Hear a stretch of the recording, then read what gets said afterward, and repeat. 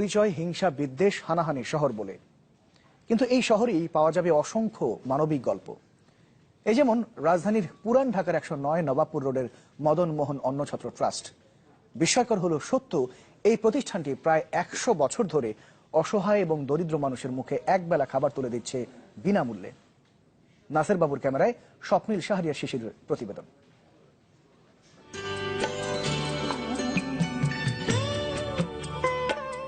এ এক প্রশান্তির আহার।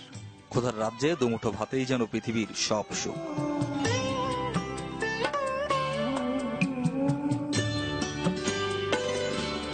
দুপুরবেলা বিনা পয়সায় পেট পুরো খাওয়ানোর আয়োজন পুরান ঢাকার নবাবপুর রোডের মদন মোহন অন্নছত্র ট্রাস্টে, যেখানে জাতপাত ধর্মের নেই কোনো ভেদাভেদ।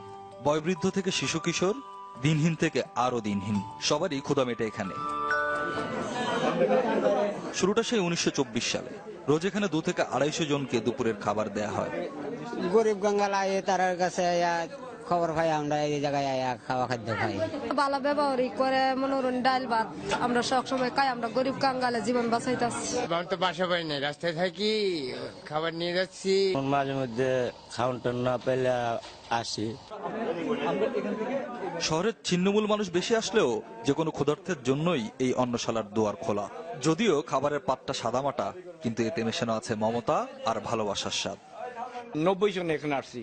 এরা কেন বাবা কাকা কাম করছে পাকিস্তান আমলে, এরা করছে হ্যাঁ দেখাতে এখানে আসছি। গরিবের দুইটা অন্ন দিতে পারি, এইটাই আমার শান্তি।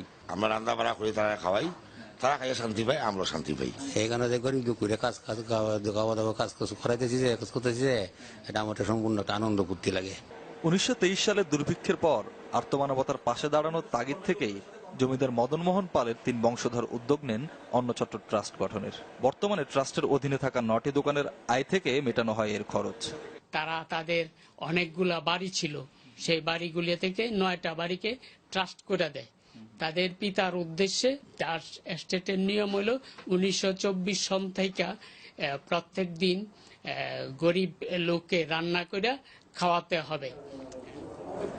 শহরের দরিদ্র মানুষের সংখ্যার বিচারে মদন মোহন অন্নছত্রের উদ্যোগ হয়তো সামান্যই, কিন্তু এই সামান্য উদ্যোগই বিত্তশালী সহ সমাজের আরো অনেকের জন্য হতে পারে অনুকরণীয় দৃষ্টান্ত। স্বপ্নিল শাহরিয়ার শিশির, চ্যানেল।